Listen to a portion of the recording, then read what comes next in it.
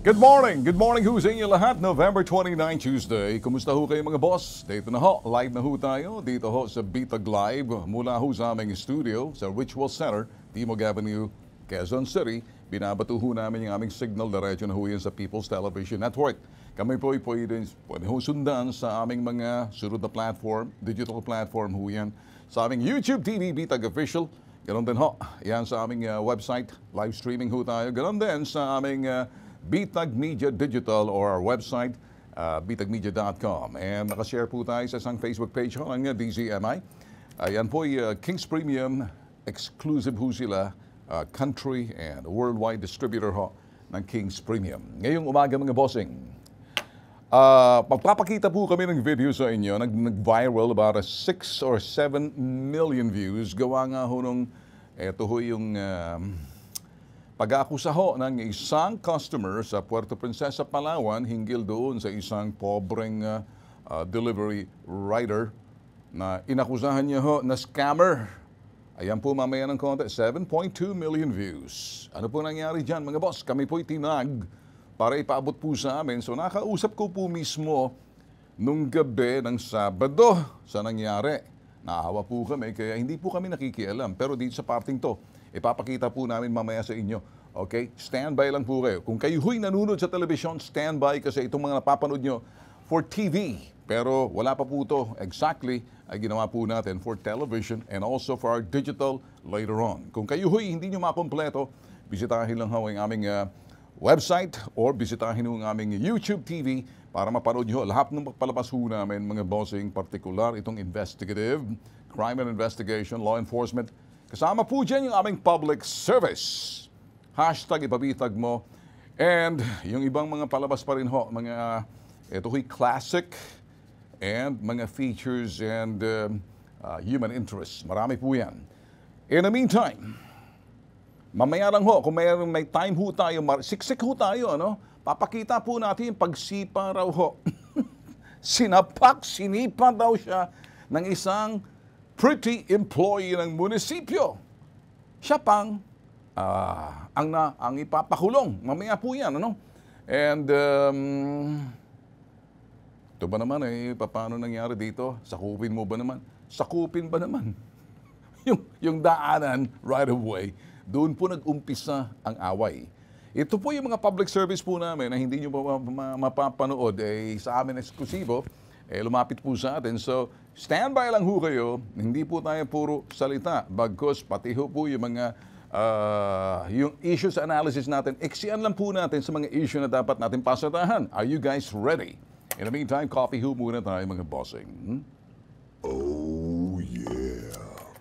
As informal and casual as we can be, let me tackle this topic, ano? This topic ho, importante po ito. Ano po tong topic ho rito, sasabihin ho natin? Well, mula po sa Department of Education, DepEd, humahanga po ako rito sa ginagawa ho ng Vice President. Sino ho?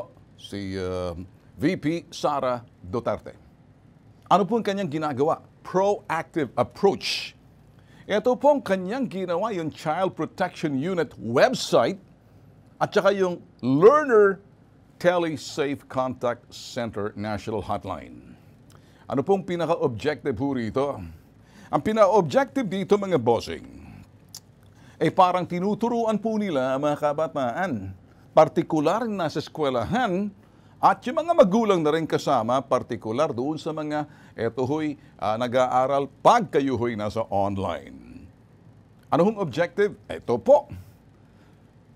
Yun hong mga, ito'y pagbibigay ng mga kaalaman para maproteksyonan etong mga kabataan na posible baka sila'y nalalagay sa bitag or ito'y bitag ng pananamantala ng sino itong nanamantala? Mismo yung kausap nila sa online. In this case, teacher. Ngayon, ang ibig sabihin, hindi ho natin inaakusahan bagkus approach avoidance para maiwasan ho pananamantala, sexual harassment. Kaya nga ho, ito ho yung sinasabi dito. Exacto, no?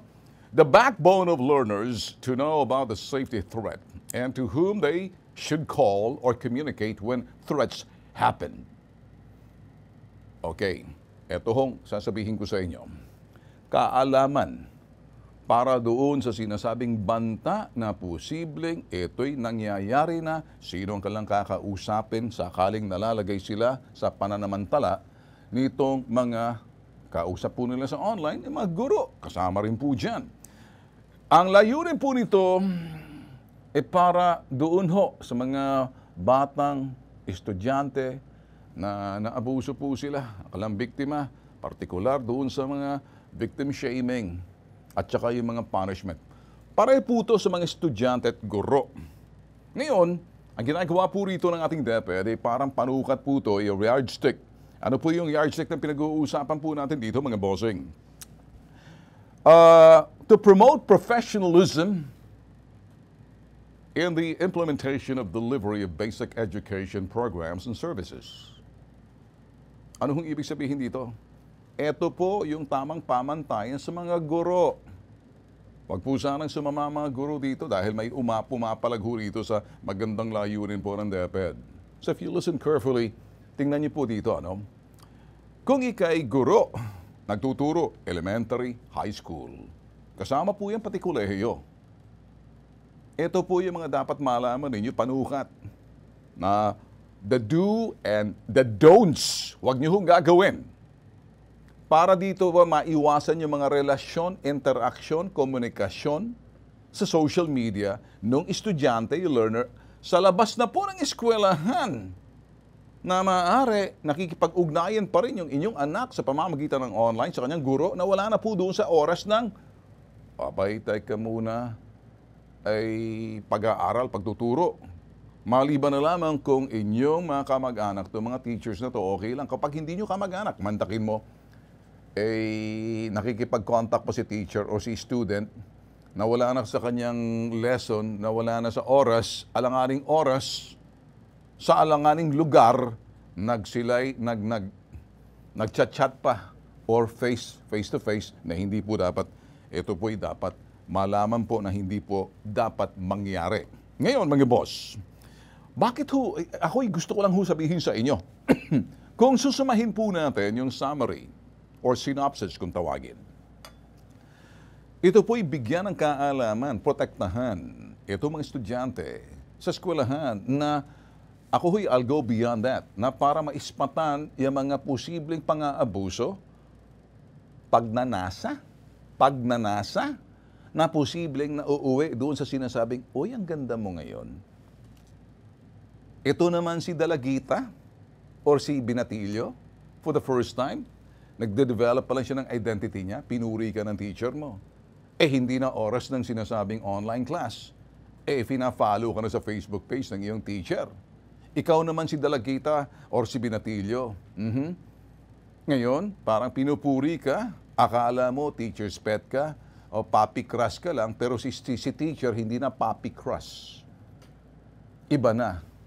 Abay, pagnanasa na. Pinapantasya na yung pobreng estudyante na akala niya, alam mo naman ngayon, crush ko si teacher, sa dami-dami, si teacher naman, parang lumalabas sa eskwelahan, abay, crush ng campus crush. Campus. Siyang pinag-uusapan, guwaping si teacher. Wow, man. Kaya lahat naman mga babae roon, wow, halos malaglag yung kanilang ewan. kaya, it's an honor, bragging rights para dun sa mga estudyante na akala nila yung mga crush na yun sa yung teacher, be careful. Parents, beware. Kaya importante po itong sinasabi ho natin dito. Bigyan ng sapat na kaalaman to empower and to protect. Protektahan ito mga estudyante na sa pamamagitan ng sinasabing kaalaman.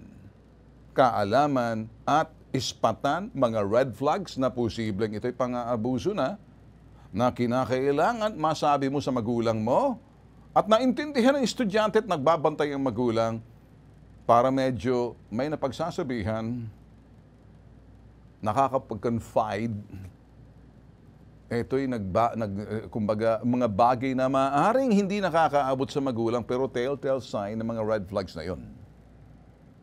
Alam niyo mga bossing, ang dami ho mga kwento ng ganyan sa mga campus na sila'y nagtatandaan na may asawa na, pero sila po'y nakadanas ng sexual abuse sa kanilang mga guro, sa mga exclusive school, women's school, even a prestigious school.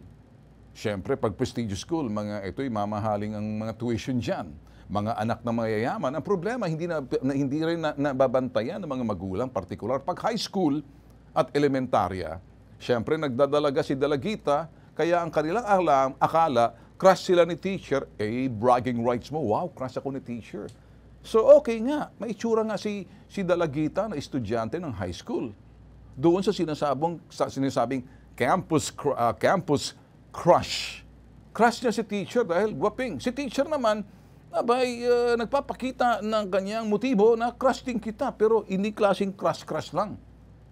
Anong ibig sabihin? May pagnanasa na doon. Kaya ang sinasabi po natin dito, dapat malaman po ng mga magulang. Kaya ang ginawa po ni Vice President and Deputy Secretary Sara Duterte, itong sagot niya. Kasi may mga pumapalag po ng mga guro eh.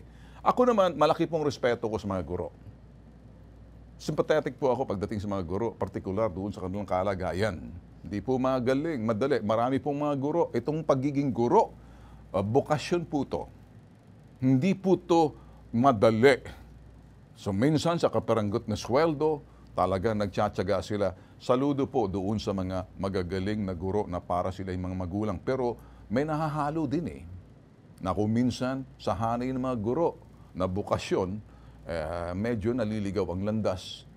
Ito po yung sinasabi ni parang may kumukontra po rito eh. Sino po mga kumukontra dito po sa ginagawa po ng ating Vice President and the Secretary of Education? Meron agad kumontra dito. Ang sinasabi po rito, ano yan? Sabi po ni Benjo Basas, chairperson ng Teachers Dignity Coalition, it's part of our freedom of expression and rights to self-organization. Bossing, cheap. Ano ba pinagsasabi mo? Anong karapatan sa if you want to express your right to self-organization, your rights will always be subservient to the rights of those protected by the state, first and foremost. Would please somebody stand up and tell this guy. Baka hindi ho kasi, baka hindi mo nakikita, nawawala ka sa issue. I would like to do an interview with you, kumbaga unfiltered, so prepare because we'll be contacting you. Ito naman si Representative Franz de Castro, ACT Teachers, sabi niya, this new directive could bar teachers and employees from exercising the rights to air grievances. Wait a minute, ma'am. Airing grievances? Nakikipaghuntahan ka online sa estudyante mo? Yun ang gustong sabihin ni Sara? Nawala na sa oras ng sinasabing oras ng klase sa online? Or this way, hindi na online, nakikipaghuntahan ka? Kung minsan nasa bahay ka na, pina-follow ni teacher si student sa kanyang Facebook, tapos nakikipag-private message, tapos nag-uumpisa na ang huntahan sa social media. Tapos eto, hindi nalalaman ng magulang, anong kinalaman yung rights mo? Ang karapatan ninyo mga guro na magturo, nakayuko sa karapatan nitong mga estudyante na protektado ng Estado, kasi sila kulang pa sa kaalaman, kulang sa lohika, kulang sa pagrarason, kulang doon sa pagbabalanse ng mga sitwasyon, rationality, reasons, and logic. Summa total, discernment, kaalaman. Binibigyan ng kaalaman nitong Department of Education yung mga hangganan. Ito yung mga dapat huwag mangyari. Etong dapat mangyari. Guidelines po yan. Countermeasures, approach avoidance para makaiwas. Ano pinagsasabi mo rito? This new directive, etong bagong direktiba, ito'y parang lalabas na hindi ito. Ito parang pinagbabawal doon sa mga teacher-employee na ito yung kanilang karapatan na ipahayag ang kanilang mga disgusto sa eskwelahan. Wala na doon sa grievances. Pag kayo'y nareklamo ng mga estudyante, wala na sa grievances. Automatically, because protektado ng Estado ang mga kabataan, ang mga nag-aaral, dahil sila yung sinasabing the state protects them, so therefore the protection of the states is above your rights for the grievance. to exercise your freedom as far as airing the grievances. Wala pong kinalaman dyan. So linawin lang po natin, Congressman, Axe Party List. This has nothing to do with expressing your rights and grievances. This is protecting, empowering the students to spot the possible abuses, sexual predator or cyber predators. It could be any teacher. Nangyayari po ito, realidad. Marami pong mga istorya tayo naririnig sa mga eksklusibong eskwelahan. Sa hindi lang po dyan, sa high school, elementary, mas magandang ganun po ang dapat malaman ninyo. Kaya wag po kayong sasama ng loob. Wag po agad biglang magsasalita kasi baka hindi nyo nakikita kung ano yung pakay, kung anong layunin itong sinasabi nating itong bagay na ipinapalabas po ng ating DepEd para protektahan una sa lahat na mag-create ng Child Protection Unit website para bisitahin, alamin ang mga karapatan, alamin yung mga senyales para kung sakaling nabibiktima na, may pagsumbungan. Pwede po kaming pagsumbungan sa bitag. Noong araw pa, panahon pa ni Kopong-Kopong, 2008, marami na po kami nakita mga estudyante, mga high school. Abay nadedenggoy. Kuminsan yung mga teacher mismo, sila yung abuser. Kaya nga nauso nung araw, sa Mariosep, yung sinasabi nating mga campus scandal. Mga nung araw, kaya nga nailabas yung batas ng sinasabing Cyber Bosso Bill sa pakikipagtulong at that time ni Congressman Erwin Tieng ng kanyang party list na buhay party list na ipasa sa Senado, kaya may Cyber Bosso Bill. Ano po yun? Yung pong mga estudyanteng may mga sex scandal sa kasangkutan ng mga kanilang mga guro. Pinagbibitag po namin yan eh. Naglibot pa po kami ni Congressman Tieng that time sa mga campuses to talk preventive measures. Kaya ito, naniniwala po ako rito. Yung Republic Act 9995, Anti-Voyeurism, ito Anti-Photo and Voyeurism Act, na ito po'y lumabas. Partikular po yan sa mga kabataan at estudyante, mga kolehiyo, kasama pati mga high school. Kaya itong si Sara, pinupukaw, pinalalawak niya para doon sa mga bata pa lang, tinitingnan, kumbaga para alamin yung mga senyales kung nga ba'y sila ay medyo pinaprospect na. Nigwaping na teacher, isipin mo nga ba, kay 15 years old, 14 years old, nag-uumpisa ka pa lang, dadalagita ka pa lang, all of a sudden, sabi nga nila, tawag dito, to serve with love, kung tawagin. All of a sudden, lipstick. Ang mga inaatupag mo dati, Jackstone ka pa lang. Collecting Barbie dolls, dressing the Barbie dolls. Doon sa mga babaeng mga nagdadalaga, all of a sudden, pinupuri ka na ng teacher mo. Kaya nga, to serve with love. Anong ibig sabihin noon? Bawal ma-inlove sa teacher. Ang estudyante, ang teacher bawal ma-inlove sa estudyante. Yun ay pag umabot na sa ganyang klaseng sitwasyon. Kaya ang ginagawa ni Vice President Sara Duterte, Secretary of DepEd, way to go, tama po yan eh. Para maiwasan yung pang-aabuso, pananamantala sa mga kabataan, partikular pag ang teacher na pinag-uusapan dito, lalaki ka man o babae ka man, wala kang karapatan, na tapos ng eskwela pero nakita mo sa Facebook page ng bata na yung bata naman si Dalagita, hindi minomonitor ng nanay o tatay ang kanyang Facebook page, inaswang ngayon ni teacher. O, di ba? Pag aswang ni teacher ngayon, magde-message, "Hello, Crush. How are you doing?" Si Dalagitang estudyante naman na from Jackstone to lipstick, sabi nga to serve with love, all of a sudden, wow, may pumupuri sa akin. Lalong nagpapaganda lalong nagme-makeup na. O, hindi ba? Feeling niya, talagang crush ni teacher. Hindi, pinagnanasahan siya ni teacher. Alam ba ng magulang? Hindi. Alam ba ng estudyante? Hindi. Sa estudyante, crush lang. Ngayon, ang sinasabi natin, pag umabot doon sa sitwasyon, bago umabot sa doon sa sitwasyon, tama yung Child Protecting Unit website. Mga bagay siguro mas palawakin pa yan para sa mga learners. Rights and Protection Office. Pero dapat tinuturo din sa eskwelahan. Yan. Pati yung mga sino ka lang pagsasabihan. Normally, sila mga estudyante nagkikwentuhan, crush ako ni teacher. Ay, mabuti ka pa. Ako, crush ko rin sa teacher. Pagkatapos, ayun, Biglang si teacher, nalaman niya na crush na siya doon sa kanyang estudyanteng pinagnanasahan, magme-message na, naloko na. Aabot sa sitwasyon, sumama ngayon si dalagitang kay minor de edad. Ano nangyari? By high school pa lang, third year. Abay nangyari, akala niya, ay, crush, date, ideal, man mo. Hindi. Ito po yung mga nangyayari na. Pero habang bata pa lang sila, hinuhubog na ng ating DepEd mga senyales, mga bagay na dapat maiwasan at dapat malaman po ng mga estudyante sa elementarya. At dapat din agresibo ang mga magulang. At ganun din po nagbabantay mga kaalaman at yung mga mga proteksyon, yung mga senyales, yung mga red flags.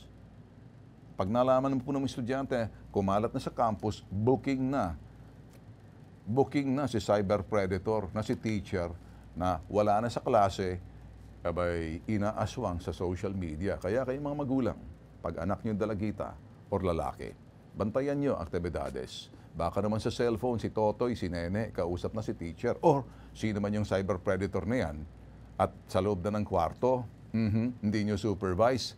Mamaya-maya, magugulat na lang kayo, iiyak-iyak kayo.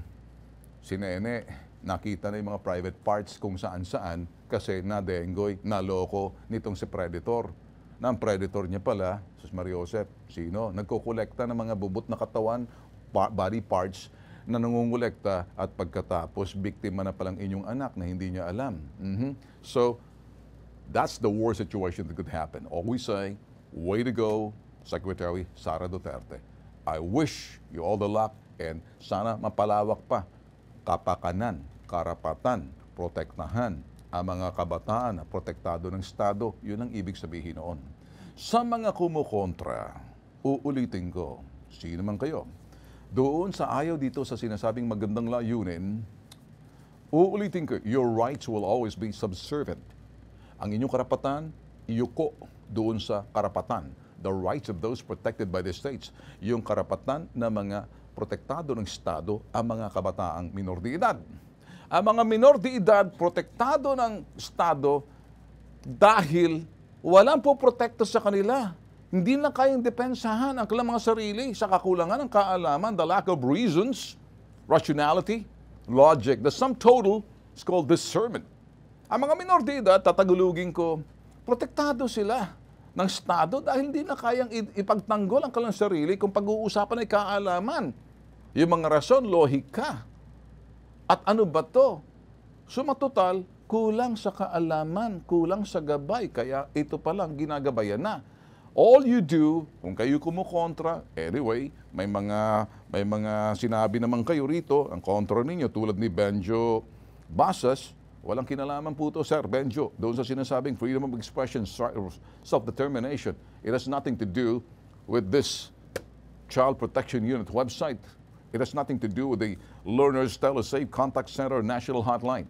And sa iyo naman, Franz Castro, new directive, kung bago na to, walang kinalaman to na sinasabing mag-ahad lang doon sa mga empleyado ng eskwelahan at ng mga guro para i-exercise yung inyong karapatan na magpahayag ng inyong disgusto, the grievances.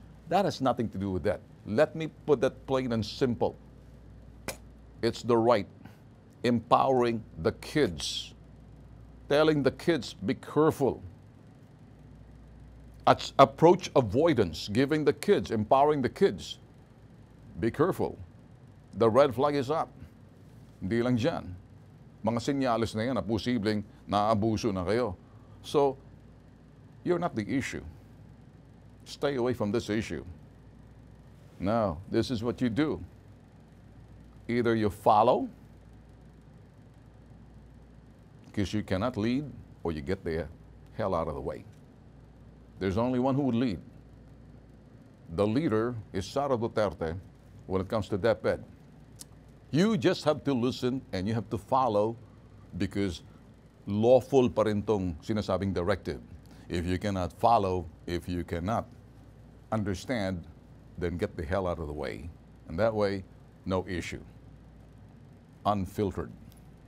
Magbabalik po tayo mga boss ha. Paghandaan niyo po ito, ano? Mamaya papakita po namin sa inyo. Dapat mahaba-haba pa itong ating discussion, but I have to limit it there because kakapusin po tayo ng oras. Pagbalik po natin mga boss, gusto nyo, bago ang lahat, ito po yung viral video muna ng Grab, not Grab, ito ho yung J&T Express Puerto Princesa at po yung mahabang video to 6 minutes, hindi itong 3 minutes video. Kasi ito muna yung umpisa. Do we have that kind of video? Raw or high? Yung raw video na lumabas sa social media, importante yung raw viral video. Dito po nagmula. I want you to watch closely, listen carefully, obserbahan niyo po yung nagrereklamo at yung customer, yung Grab rider. Umani po ito ng 7.2 million. Wala po kaming pakialam dyan sa mga views na yan. Tinag po kami nung concerned citizen para ipaabot sa amin. At nakita ko po, may mali. Ano pong ginawa namin? Tumawag po kami doon sa rider. Nakipag-usap yung rider sa amin. Tinawagan po namin yung complainant. Kung kayo po'y manunood, matututo po kayo rito. In the meantime, bago tayo mag-coffee, this will not take little long, but pagtyagaan nyo po, Pagtyagaan nyo po ito, Exclusive na sinolve po namin, ginawan po namin ng aksyon. Baka kasi kumalat ng mga ibang mga vloggers dyan. Huwag yung pagpistahan dahil sinolusyon na namin. So, are you guys ready? Get your coffee aside, your chocolate, your tea, drink it, watch this. Mali yung diniliver sa akin. Oo, sige sir. Parang may video rin ako sir. Yeah, binalik ko sa iyo ha. Yung pira ko na sa iyo pa. Sige sir, okay. Saglit lang kaya, tawagan lang natin para alam ko kung anong magandang gawin. Lukuyin pa tayo. Kaaral tayo ng 5 taon sa eskwelahan para maglukuyin lang ng mga ganyang tao. Ikaw kuya, ang sangkot mo dyan, ginawa mong pira ko. Hindi sir. Hindi ka sigurado sa diniliver mo kung ano. Di ba? Kasi wala kaming alam sir sa mga in-order. Wala mo nang alam. Wala Bakit nagpapagamit kayo na hindi sir. sigurado sa order? Hindi sir. Nagpapagamit kayo eh. Wala kaming sir doon sa mga... Nagpapagamit ka kuya. Scammer kayo eh. Kaya sir, okay lang sir. Okay, magagang taga-Palawang ba kuya? Hindi sir, yung misis sir. Yung misis ko sir. Baka taga-Quiapo ka rin. Mindanao ako sir, taga Mindanao. Dapat siguro kayo balik mo lang 1,000 ko. Bahala kayo mag-usap sa patawagan nyo yung nagpadala sa inyo sa opisina. Para hindi na rin tayo, dito ka pa naman lagi nagdi-deliver. Oo sir, walang problema sir. Ibalik ko na nga para walang Para meron lang tayong sir, meron lang akong... na binalik ko, di ba? Yan ang balik ko na lang para wala tayong problema. Yun na natin palakihin. Kasi hindi mo rin kasalanan eh. Kaya nga sir. Lang Pero nagamit next time sir, huwag niyo yung mga husgahan yung isang tao na sir. Nagamit ka. Huwag niyo akong husgahan na kung ano man yung pagkatao ko. Kuya, nagamit ka nga Huwag kayo magsalita ng hindi niyo man po ako kilala sir. Matutuwa ba ako? Hindi, kahit na sir. Huwag niyo akong husgahan na scammer ako. Tanungin niyo po yung mga dito sir kung ang dami ka nang diniliver sa akin. pero hindi scam ba yung na-deliver ko sa inyo? Ay, ito, anong tawag mo dito sa ganito, kuya? Hindi. Anong tawag mo sa ganyan? Wala po akong alam sir. Hindi, ano man tawag mo sa ganito? Na-murder ka ng iba, tapos ibang deliver sa'yo. Hindi po ako dyan ng sir. Ay, sinong scammer? Hindi. Sinong nag-scam? Ako sir? Sino nga nag-scam? Sa tanong ko Hindi sa'yo. ako. Sino? Delivery lang po ako sir. Deliver ka? Oo. Na ano ka ng scammer? Trabaho ko sir, mag-deliver, hindi po yung sinasabi niyong scammer. Hindi nga, ang tanong ko, sino yung scammer? Di yung Yan. sir, kung 9%, yung... Sinong ginamit niya? Mag-deliver? GNT, hindi kami. Sino nag-deliver? Hindi, GNT sir. Ayan na nga ang sinasabi ko sa iyo. Hindi, wala kaming alam na kasi ako delivery lang sir. Kuya, yun na nga, ang problema, nagamit ka. Once sir Once na nagpagamit ka sa ganyan. Sige sir, wala na tayo na sir. Ibalik ko yung pera sa inyo. Ganyang kaso, nagpagamit ka. Pero, Kuya, damay ka dyan. ay, kahit saan tayo makarating sir, huwag niyo akong kasi hindi, Talaga makakarating tayo kung saan. huwag niyo akong idamay sir. Kasi hindi, wala naman Ikaw ako. nga nag-deliver, paano hindi kita damay? Next time huwag ka mag-deliver kung hindi sigurado yung in-order. Sir, trabaho namin sir, mag-deliver, hindi po mag-scam sir. Problema nga eh, ganito nga eh. Kaya, Hindi deliver nyo, hindi. wag muna po kayo manghusga sa tao na hindi niyo kilala. Kuya, Scam. Scam nga to. Pero Ngayon, hindi ko alam ikaw yun, nag-deliver. Ikaw na ginamit nila. Anong tawag? Balik ko na sir.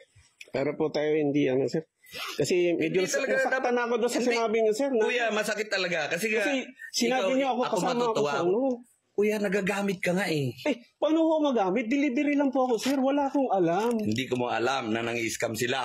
Wala akong Nagpagamit ka alam, ngayon. sir. I-deliver mo. Malay ko, sir, yung mga in-order niyan. Ito ba, sir?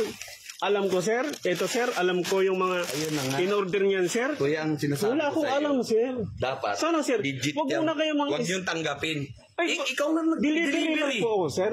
Please. Delivery lang ako. Wala akong alam kung anong ano. Huwag niyo akong sabihan na scammer ako. Tao ako, ano, sir. Kuya, nagtatrabaho pasensya ako ka, matino. pasensya ka.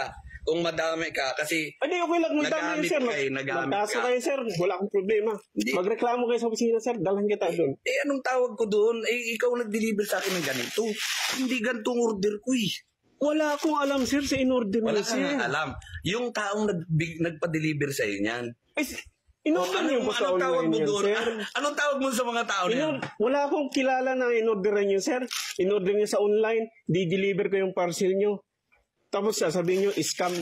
Scam nga yan eh. Di ba anong tawag mo dito, kuya? Anong tawag mo dito? Oo nga, sir. Scam ito eh, di ba? Pero hindi ako nang Oh, scam. hindi ikaw. Kaya huwag niyo Pero akong ikaw damay. nag-deliver ng scam, kuya. Huwag niyo akong damay, sir. Ikaw nag-deliver ng scam eh. Ako nga Scam ito eh, di ba? Wala akong Alam mo alam, scam? scam. Alam mo scam? Sir, Hindi nga, please. tinatanong kita, alam mo scam ito? Wala akong alam, sir. Scam. Bakit hindi mo alam kung ang scam niya? I-deliver ko ba yan, kuya. sir? Ibang I-deliver ko ba order yan, sir, ko. kung mali? Kung i-deliver ko ba yan, sir, kung yan alam ko na ano yan, masamang ano yan, sir? Kaaway ba tayo, kuya, nito? Parang gusto pa ako subukin. Hindi, sir. Wala akong ano, sir. Balik ka na lang, sir. Dahil siya kung ano, sir. Hindi ako naaway, sir. Pinapalawanan ko rin yung sarili, sir. Kasi nasaktan na rin ko na sinabi niyo, sir. Ito, kuya, ako, matutuwa ako. Maganda pang tanggap ko sa iyo. Pero pag hindi ganyan, ayaw ko magpaloko. Kaya nga, sir. Pero sunod naman, sir. Hindi ko naman pati kami Hindi nga, ride. kaya nga, yan ano nyo sa kanila. Dapat huwag kayong gamitin sa ganyang trabaho. Di ba, naghanap buhay kayo ng tama, tapos gamitin kayo sa mga kalukuyang ganito. Kaya, sir, doon po kayo magreklamo sa office, sir. Hindi sa akin. Kung pwede lang sana, sir.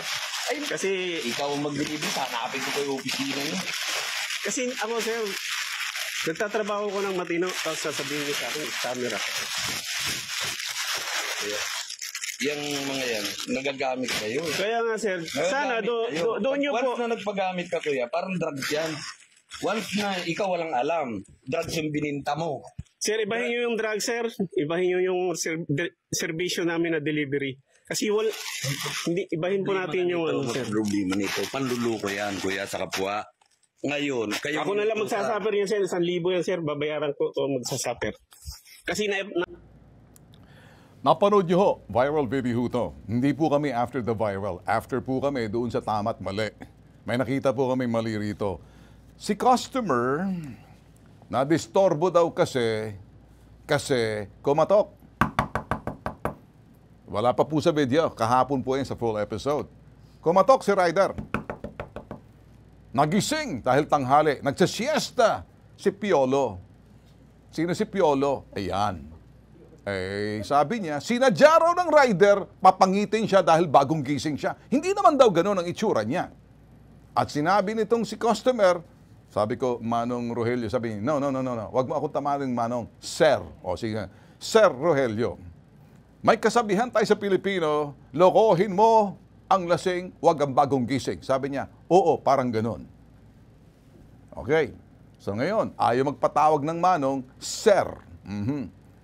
At ang sabi niya, sino ba naman hindi magagalit? Natutulog ako tanghaling tapat. Kakatatapos ko lang ng aking pagtananghalian. Biglang may tumakatok. Ang pagkatok, si rider delivery. Ngayon, medyo mainit ang ulo niya. Nadistorbo. Pag binigay yung nag-order raw siya. Pagbukas niya, hindi yun ang order. Ayun ang nangyari. Ngayon, sa parting buto, kung kayo po'y nanonood, ang sinasabi niya po, simple, ikaw, scammer ka. Bakit ka scammer? Kasi nagamit ka. Tinanong po natin. Ito po, ginagawan po natin ng action kasi baka sakyan naman ng mga ibang vlogger dyan for their content na hindi nakita.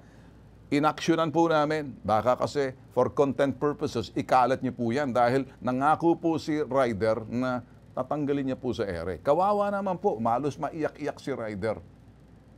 At ngayon, mas maganda, panoorin niyo po yung kahapon, nung kausap na po namin silang dalawa. Sinorte na ho namin to, ano? Okay, eto po yung update. Pinagpipilitan daw po ng customer na scammer ang rider ng JNT. Kasama po natin ngayon si Henry Macahilos. Ano ang naging dahilan kung bakit uminit yung ulo niya sa iyo maliban doon sa nakita niya na pagbukas niya ng package? Ang nireklamo niya, sir, ang in-order niya, sir, 501 na Levi's, pantalon. Anong tiningnan niya yung laman, Wrangler. Anong sinasabi niya sa iyo para marinig ng iba muna? Ano muna yung pagtatalo ninyo? Dapat daw, di ako Okay. nagpapagamit ng mga scammer. Ang sabi ko sa kanya, sir, wala po kami alam kung ano po mga in-order niya sa online. Nakinig ba siya doon sa paliwanag mo? Hindi po, sir. Ini-insist niya talaga, sir, na kasabot ako ng scammer. Kaya tama kay mali, wala kang alam sa package na yan basta't inutusan ka ng JNT Express, dalhin mo sa taong ito sa ganitong address, i-deliver mo na yan. Yes po, sir. Nasaktan ako dun, sir. Sinabi niya nagpagamit ako sa scammer. Itanong ko sa iyo, kilala mo ba yung nagpadala? Hindi nga po, sir. Tayo po rito sa Pambansang Sumbungan, both sides kinukunan po natin ng pahayag. Hindi natin hinuhusgahan. Sa linya ng telepono, si Rogelio Graspela. Ano ba nangyari doon sa nag-viral daw ata na video na kami naman ay tinag lamang ng concerned citizen sa pangyayari? Nag-deliver sa akin ng package. Sabi niya, sir, kailangan bayaran mo na ito bago buksan. O sige kuya, pero gusto ko, bubuksan ko yan, tingnan mo rin kung anong laman. Baka mamaya kung ano-ano yan eh. Natutulog pa ako ng tanghaling tapat. Nagtaw po. Na-disturbo po ba kayo ni Mang Hendra sa inyong pagtulog? So, parang gano'n na nga. May kasabihan, di baling lokohin ang lasing, wag lang bagong gising. Actually, sir, kung naging 34 yun, tapos nasaan ang usapan namin eh. Hindi ko na pahabain. Okay na naman yun kahit na ibang brand yung diniliver. Ang problema, sir, 29. Sabi ko sa isang hita ko lang yan, sir, kasi paano yan? Mali. Doon na, sir, nagsimula talaga ang aming argumento. Nag-trigger na naman, sir, nung makita ko siya na binibidyo na niya na ako. Pinayagan niyo raw po siya mag-video. Pagkaintindi ko naman, sir, para sa opisina nila. Palagay niyo kaya, sir, tama yung ginawa ninyo or may mali or hindi kayo nakakasiguro? Medyo nung huli, nung pag-isip-isip ko rin na talagang yung nabitawang salita. Pero umabot naman yung sir sa ano, kaya nagsimula yung salitang scammer. Naghingi na nga rin ako sa kanya on the spot doon. Naghingi ako sa kanya na, kuya, pasensya ka, naintindihan naman kita, trabaho mo yan. Siguro, sir, mali rin naman yung prosecutorial or accusatory. Inaakusahan na po natin yung kapwa natin na wala naman po siyang kinalaman. Kaya, so ano po, sir, ang sasabihin nyo ngayon siguro, una sa lahat, kay Henry? Hingi ako ng pasensya kasi nga dala siguro ng nabigla rin ako. Ikaw ba'y tinatanggap mo itong paliwanag ni Mr. Rogelio? Yes, sir. Naawa naman ako sa iyo dahil alam mo hindi madali ang trabaho ng rider. Pero dahil diyan sumasaludo ako at sumasaludo na rin ako kay Mr. Rogelio na humingi ng paumanhin sa iyo in public. Nasa ere tayo ngayon. Sa akin, sir, walang problema, sir. Gusto ko nga magpa-trending kami na magkayakap kami ulit. Okay, sa inyong dalawa, maraming salamat sa pagkakataon. Inayos natin to hindi para mag-trending, hindi para sakyan, hindi pagpiestahan bagkos. Alang-alang dito sinasabi natin, malapit na ang Pasko. Isang bagay lang gusto kong take note. Wala po dyan, pero nasa full episode po to. Full live streaming ho namin kahapon. Ito ho yung aming streaming kahapon dyan. Take note. Ayaw po ni Mang Rogelio. Pakita si Mang Rogelio. Si Mang Rogelio, ayan. Ayaw niya pong tawagin siyang Mang Rogelio. Yung isa tinawag ko, Mang Henry. Sabi niya, Sir na lang. O sige, Sir Rogelio. Ayun ang gusto niya po. Ngayon, medyo, meron po siyang sinabi na wala po rin sa video, sino ba naman hindi magagalit? Pinapangit yung itsura ko, hindi naman ganun ang itsura ko. Parang sinadya. Napasabi ko, tarantado talaga yung video na yun. Ano? Bakit ganyan lumabas? Hindi tuloy lumutang ang kagandahang lalaki mo na parang aka Piolo Pascual. So, okay lang sa kanya. Kaya, kasalanan ng video, siguro mahinang klaseng cellphone yun na hindi lumabas ang kanyang kagandahang lalaki na gusto niya rin, also known as Mang Rogelio o Sir Rogelio Piolo Pascual. Take note. Busog siya, kaka-lunch niya lang, full episode, may kumatok, may kasabihan, lokohin yung lasing, huwag ang bagong gising. Ganun ang nangyari. So, nahimasmasan, medyo hindi maganda ang rehistro. Ngayon, sa bandang huli, humingi siya ng paumanhin. Sa dahilan, sinabi ko, baka kasi ma-blacklist ka, pag na-blacklist ka, wala nang delivery sa'yo, kakalat yan. O, dapat paliwanag kasi JNT Express kasi itong tao si Mang Rogelio, ito si Mang Henry, ito, trabaho lang po to. The presumption of regularity, walang kontrabando, umabot pa sa puntong sabi ni Mang nitong si Sir, ayaw niya ng Mang, si Sir Rogelio, na, abay, paano kung droga yan? Ang hindi naintindihan ni Sir Rogelio, bawal po ang mga kontrabando pagdating doon sa mga delivery tulad ng JNT. So the presumption of regularity ng rider, lahat yan, walang illegal, walang kontrabando, kaya wag natin lagay sa doon sa droga. In short, matapos po roon. Lahat po ng bagay, mali po si Sir. Andaan, ayaw niya ng Mang, si Sir Rogelio, maling-mali. Inakusahan mo, accusatory ka na. Prosecutorial ang dating. Para pinoprosecute mo na yung tao. Maluha-luha na po si Henry. Ito po yung dahilan kung bakit may bitag. Tagapagtanggol po kami kapag nalaman po namin mali po kayo. Ito lang pong amin. Pero dito po, nagkaayos po silang dalawa. Isinaulan ni Henry, yung 1,000 o kung magkano man yung shorts na yon, hindi raw kasi Levi's, kasi Wrangler. Baka gusto mo makumber para sa mga old people. Okay? So ngayon, sinauli niya. Tapos, sabi ni itong si Ryder, sige di bale, ako na lang magsasuffer nito dahil sa akin na. Naawa po kami. Sabi ko, sige na lang, sagutin ko na lang yung 3,000 o may extra. Wala po ako narinig doon kay rider, kay customer. Hindi bale sir, ako na lang. Hindi. Ang sinabi ko rito kay Mang Rogelio, and if you're listening Mang Rogelio, settle it with JNT Express. Because kapag ika ay binand, hindi na, wala ka ng delivery na matatanggap. So, nagkabati po sila. In short, okay na po. Pero ang gusto ni Mang Rogelio, at yung gusto niya, para mag-trending pa tayo, magyakapan tayo, katang nagkabati tayo.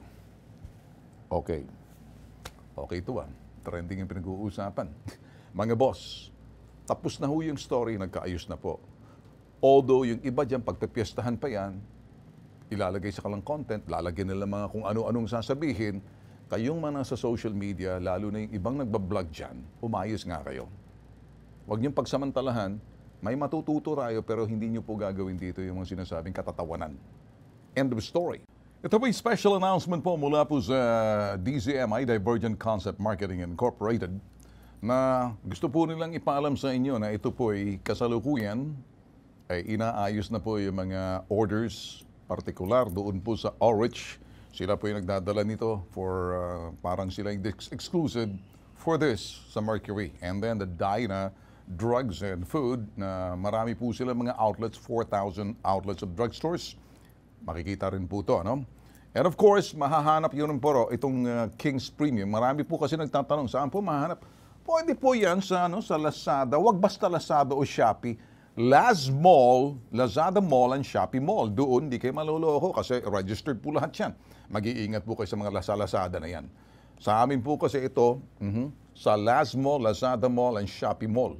Pwede po kayo, doon po mga mareklamo agad. Hirap po kasi ngayon, marami po kasi nanloloko. Hindi po kayo maloloko pag na Lazada Mall and Shopee Mall, na kung saan, mabibili po to. Then meron din po kaming ugnayan ngayon sa Dragon Bell 8 Corporation. Dragon Bell 8 Corporation. Sila po yung isa corporation na kipag-ugnayan na rin po ang Divergent Concept Marketing Incorporated, na may mga buying station po na pwede po ninyong hanapin to. Buying stations are mga legitimate po yan. And so, corporation po sila, they're working with us. It's more like directly selling it doon sa sinasabing mga buyers with, makikita niyo po, wala pong mga sinasabing price drop uniform. Kasi pag nakita niyo yung mga nagbabagsak ng presyo, iwasan niyo po. Magkakaproblema po kayo ron. Uniform po ang price po nito. 1,100 pesos in all drugstores, reputable. Pati ho yun sa mga sellers ito ho yung mga buying stations tulad ng Dragon Bell 8 Corporation. Sabi nila, one naturaleza, whatever it is na grupo na ito po. And at the same time, yun pong mga nakita niyo po na yung mga authorized, sila hindi lang, sila mga area wholesalers na nakikita niyo mga pangalan na soon, masasabi na po namin yung mga outlets na pwedeng hanapin. Hindi po basta-basta kung saan nabibili po ito. Meron po talaga mga ito registered and then recognized. Kapag hindi po namin na-recognize, iwasan niyo po. Okay, may iba naman kasi baka nakalimutan lang po namin, baka kasi manumbalik sila tulad ng iba kasi marami po yung mga wholesalers na dati 12 po sila, ngayon 3 na lang. Yung mga active, okay lang kasi mayroon pong ito yung Dragon Bell 8 Corporation sa mga buying stations. Marami po sila mga members only selling directly doon po sa sinasabing market at kakasiguro po kayo dyan. Of course, abangan nyo po, maraming matangkagal mawala pa sa Mercury. Relax! Ba't wala pa yan doon sa mga reputabling malalaking drugstores na mga makikita niyo po sa mga malalaki. Hindi po namin babanggitin kasi may kontrata po kami dun sa Dyna Drugs and Food Corporation with 1,400, almost 4,500 mga drugstores nationwide. Soon, para siguraduhin po namin, ito po ang estilo po ng King's Premium. Hindi po siya King's Herbal, King's Premium Supplement. At kulay berde po siya. Tandaan, berde, King's Premium. Hindi po siya King's Herbal. Manufactured ho to ng, ito ho'y manufacturer na kung saan makikita nyo rin po sa likod. Ayan po. So, sasabihin na po namin sa inyo, King's Premium. I guess, nasagot na po namin to. Ay pakiusap po yan ng General Manager and Sales Director po ng DZMIC, Ryan. Okay, as public service. Hey, we'll see you later. 11 o'clock to 1, public service. Ayan po yung ating pambansang sumbungan, #ipapitag mo. Adios.